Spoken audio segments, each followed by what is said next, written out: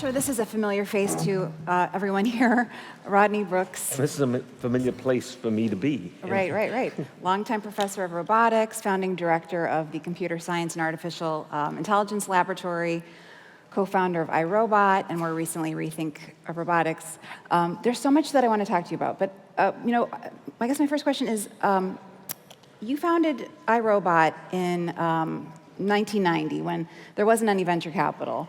You went on to found Rethink Robotics in 2008 when there was venture capital, but there wasn't a lot of interest still in robotics. Fast forward to 2017, there's money, there's interest. It's seemingly a better time to start a robotics company. Is it? Yeah, a lot of Silicon Valley and Boston VCs, sort of try to fall over themselves about how they're funding robotics. Mm-hmm. So you can get heard a lot more. I think, despite what we heard this morning about long term, I think it's still hard for VCs to think about how long term some of these way out robotics systems really will take to get to where they can get their return on their investment. And I think that's going to be a little crunch time for some funds and some people who've been funded before too long. Yeah, it seems that's very much to be determined. I think a lot of strategic companies are coming in and doing these follow-on rounds, but we'll see how long that lasts as well. But I ask because, this happens in any sort of, increasingly frothy space, but you have more competition. There are now more patents that have been granted. Also, in terms of machine learning and the benefits it sort of confers, and it's making these robots smarter, but it requires a lot of data. And obviously, most of the data is in the hands of a very small group of companies. So I'm just wondering if, at some point, they sort of, have this insurmountable advantage. Well, two things. I think someone who's starting a company, a robotics company today, should be thinking that maybe at some point, in order to continue to grow, they're going to have to get bought by a large company, mm-hmm. which has the deep pockets to push it further.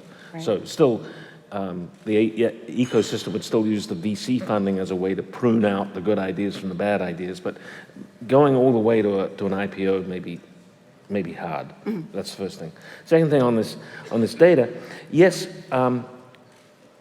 machine learning is fantastic. It can do a lot.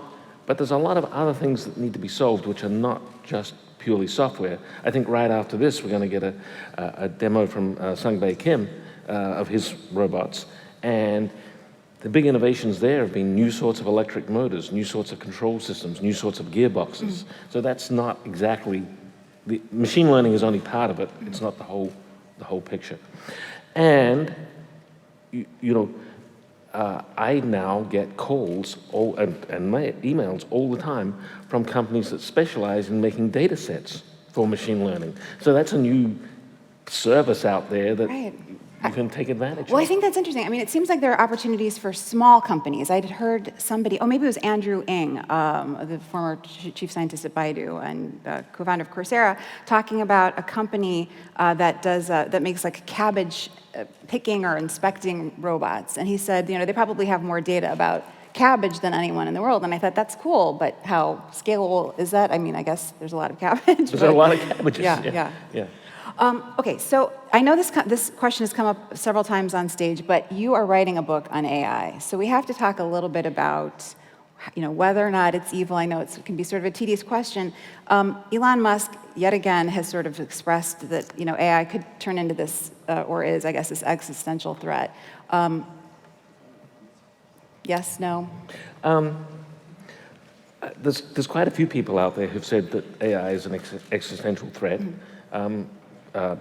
Stephen Hawking, the astronomer royal, whose name I forget right now, in Great Britain, has written a book about it. A few other people, and they share a common thread in that they don't work in AI themselves. Just saying. For those of us who do work in AI, we know how hard it is to get anything to actually work to product level. Mm-hmm. And I think here's I think the reason people, including Elon, make this mistake. When we see a person performing a task very well, we understand what competence there must be around that. And I think they apply that same model to machine learning. So, do you speak another language? I don't. Oh, neither do I. I speak Australian. No, so suppose suppose you were Chinese and you saw someone with a stack of pictures, taking the picture and writing in Chinese, nice Chinese, what was the topic of that picture. People playing frisbee in a park, for instance, in Chinese. You would sort of expect that that person, you could probably talk Chinese to them, or at least write, if they're deaf, at least write a Chinese sentence, and they'd be able to read the Chinese sentence. They're writing Chinese sentences describing the pictures. But the labeling systems that Baidu has and others can't read Chinese. All they can do is produce strings which are a label for the image. So when people saw AlphaGo beat the Korean champion and then beat the Chinese Go champion, they thought, oh my God, this machine is so smart. It can do just about anything. I was at DeepMind about 3 weeks ago in London, and I said, guys, DeepMind built AlphaGo. I said, guys, I was wondering if instead you showed up with a 19 by 19 board, they'd showed up with a 29 by 29 board, I'm thinking the human probably would have been pretty good, and your program not so good. And they just laughed at me, and they said, if it had been 18 by 18, we would have been dead. So it's doing things in a very different way, and I think people see how well it performs at one task and think it can do all the things around that. I guess Musk's point is that it's not there yet. It's dumb, but it's going to get better. So we should regulate it starting from now. Okay, so you're going to regulate it now. If you're going to have a regulation, either the regulation applies to something and changes something in the world, or it doesn't apply to anything. If it doesn't apply to anything, what the hell have you got the regulation for? So tell me, what behavior do you want to change, Elon? What do you want to change? You're going to have a regulation. What's it going to change? What's it going to say yes, no to? How do you decide? There's no answer to that. It's just, regulation would be good. I did want to ask, And by the way, yes. Let's talk about regulation of his self-driving systems on Teslas.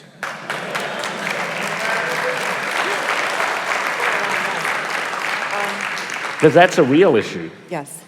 Well, I think your writings on autonomous cars are so interesting. I mean, you raised so many great points. I'd seen you, I guess in some extensive blog you wrote this year, you were talking about this, the biggest concern with autonomous driving is that decision whether the car has to drive into a gaggle of baby strollers or elderly women walking. And you said, how often does that happen in real life? Yeah, well, but I think there are some actual ethical questions, and I think it's going to slow down the adoption of cars. I live just a few blocks from here. 3 times in the last 3 weeks, I have driven my car, followed every sign that's been up, and found myself at a point, this is in Cambridge Point, found myself at a point where I can either stop and wait for 6 hours or drive the wrong way down a one-way street. Okay, so should autonomous cars be able to decide to drive the wrong way down a one-way street if they're stuck? And if not, what if it's an Uber without a driver that someone called for their kid and they're taking their kid to school? It's a 14-year-old kid, and I think when we have these Ubers, we'll want to be able to talk to them. And so the kid, who's 14, says, no, go back along the street the wrong way. Is the Uber going to have an argument with the kid? Is the kid who's 14 allowed to drive the car by voice? I think there's a whole set of regulations that we're going to have, which people haven't even begun to think about, right, but are going to be very practical issues. And that's just one. There's hundreds and hundreds of cases. It's going to take a long time before we have these autonomous cars. And it's not going to be, I put it as, do I kill the nun or do I kill the 5 robbers? It's going to be, right. How do I bend the regulations? Right, absolutely. Well, you mentioned even charging stations would have to be redesigned to not involve human. Yeah, if we're going to have Ubers driving around waiting for a ride and they're electric, or even if they're gas, who refuels them? They'll have to be able to go and get recharged or refueled. Are we going to have a new class of workers whose job is just to Right. plug in empty Ubers. Right. So we'll see when this comes So to there's a fruition. lot, my point is there's It's a very lot of far stuff. off. Right. A lot of stuff. No, absolutely. So one thing that seems a little closer at hand is job displacement, which we've also talked a lot about today. And I know that your feeling is that robots are complementary to human workforces. You've also pointed out that there's an aging workforce, and by 2050, we're just not going to have as many people in the workforce, and let alone people who want to be factory workers. I guess, it's still indisputable that there are going to be jobs that are gone, especially in the service industry, which makes it huge. There'll be displacements, and they're very unpleasant for the people who get displaced, absolutely. I was wondering if you have any thoughts about jobs that are coming. Going back to Andrew Ng, I think he was half joking, but he talked about sort of like drone route optimizers and wind turbine technicians, and I thought that was sort of interesting. Yes, I think the role in factories, for instance, will shift from people doing manual work to people supervising robots. And, we've got a tradition in manufacturing equipment that, it has horrible user interfaces and it's hard to use and you have to take courses. Whereas I don't have my phone on me, but I guess many people here probably have a smartphone, right? And probably not many of you had to go and take a course on how to use that. So in consumer electronics, we have made the machines that we use teach the people how to use them. And I think we have to change our attitude in industrial equipment and other sorts of equipment to make the machines teach the people how to use them. Because any person, sorry Elon, but any person is smarter than any robot for the foreseeable future. And so they'll be using their cognition, even if they're not a high school graduate, they will be using their cognition to supervise robots. Do you think we're taking this seriously enough, though?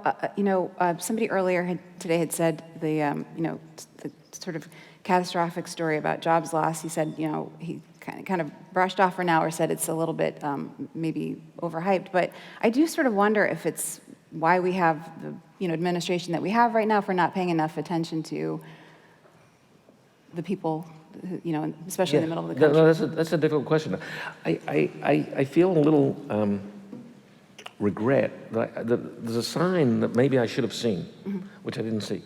When I started Rethink Robotics, it was called Heartland Robotics. And I had just come off of spending 6 years being an advisor to the CEO of John Deere, and I'd visited every John Deere factory, and I could see the aging population. I could see they couldn't get workers to replace the aging population in places like Dubuque, Iowa. And so I started Heartland Robotics to build robots to help the heartland. It's no longer called Heartland Robotics, and it's not called Heartland Robotics. It's started getting things like, so why didn't you just come out and call it Bible Belt Robotics? The people in the Midwest thought we were making fun of them by calling it Heartland Robotics. I should have, now, in retrospect, I should have thought about that a little deeper. I mean, there were lots of other comments too. Right. So it became Rethink Robotics. Well, it's sort of a related question. I'm wondering, and we didn't talk about this, but what do you think of the basic income idea? There are studies that say it's bad. There are studies that say it's good. I don't really know. As a social progressive, I would like to think that we should think that all people should have, shelter, electricity, Wi-Fi, healthcare. It is true. Central Square, just up the road here, Central Square, the homeless now have smartphones. They didn't used to have smartphones. Right. So, it's a basic human need to have a smartphone now. And it should be a basic human need that they can have health. They can go to get healthcare. So how does that happen? I don't know.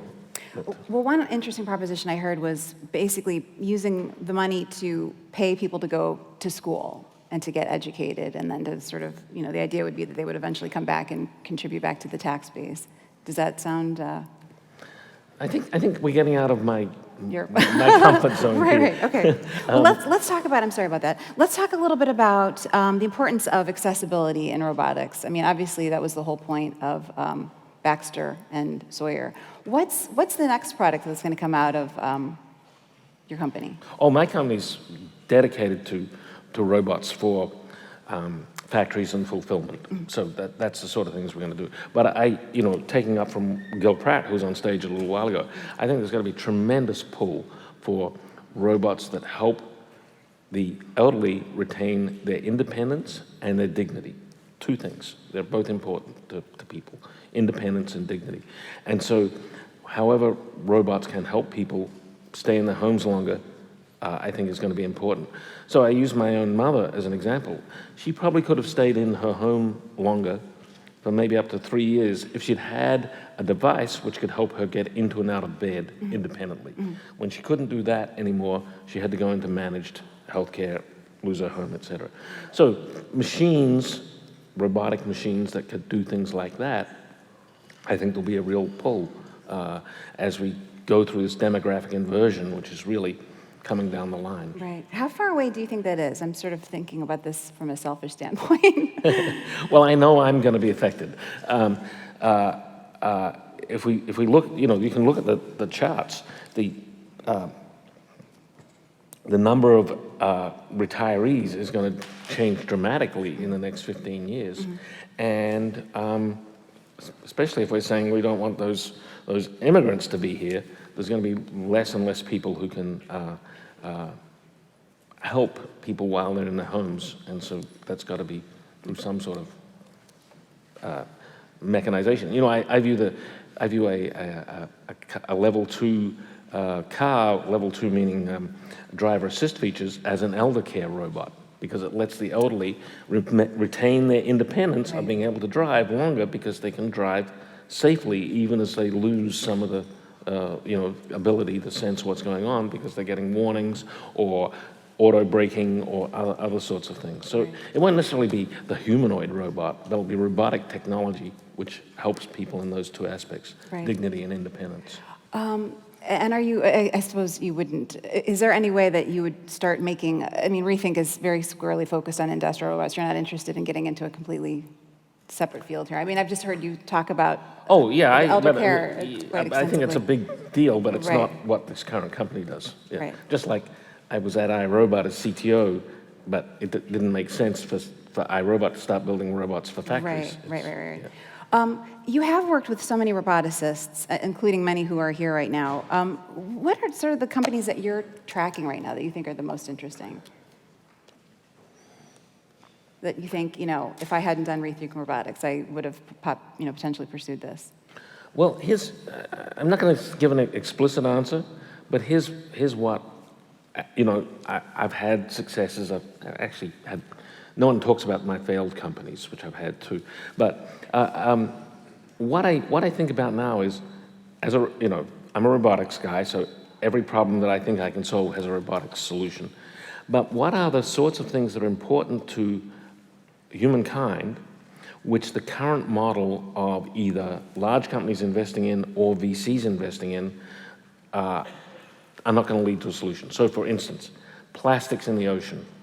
Incredible problem. It's getting worse and worse. It's contaminating our food chain. But it's the problem of the commons. Who is going to fund a startup company to get rid of plastics in the ocean? There's lots of different aspects of plastics. There's got to be not one solution, but probably 10 or 15 solutions for different aspects of it.